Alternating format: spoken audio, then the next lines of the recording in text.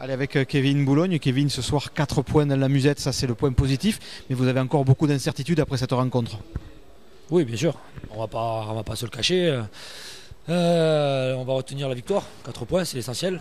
On n'est pas décroché déjà, au moins c'est déjà ça de fait. Après, bien sûr que le contenu il est un peu limité.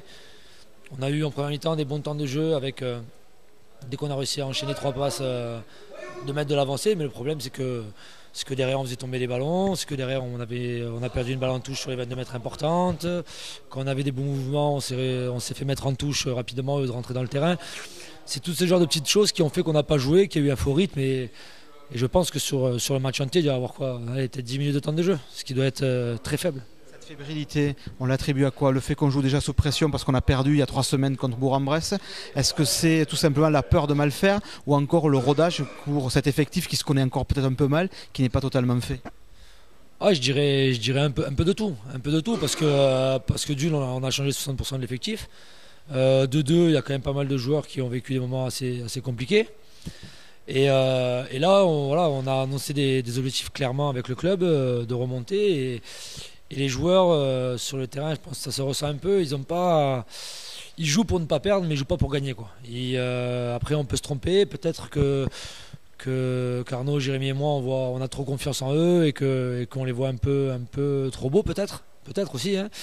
Mais en tout cas, voilà, nous on leur donne carte blanche, on a confiance en eux, on leur dit d'aller en touche pour marquer, ils y croient pas, ils veulent prendre les points. Donc c'est tout, il faut juste trouver une bonne osmose, une bonne entente et quand on aura ce petit déclic, peut-être que ça ira beaucoup mieux.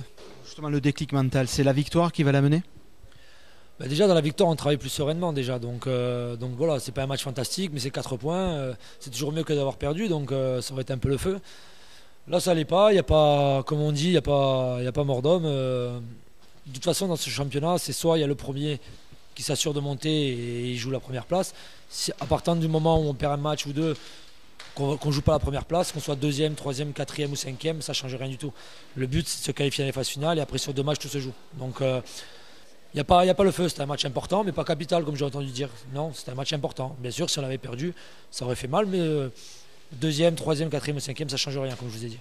Semaine prochaine au Aubenas, on a déjà la tête tournée vers Aubenas où ce soir on va digérer et on va traiter les informations qu'on sort du match.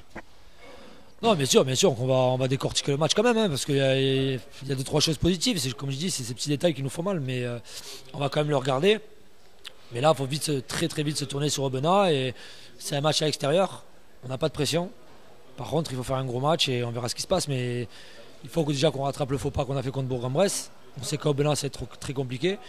Mais on a une équipe pour. Il faut que tout le monde en prenne conscience, les joueurs en prennent conscience. Et pas jouer pour ne pas perdre, mais jouer pour gagner. Merci beaucoup.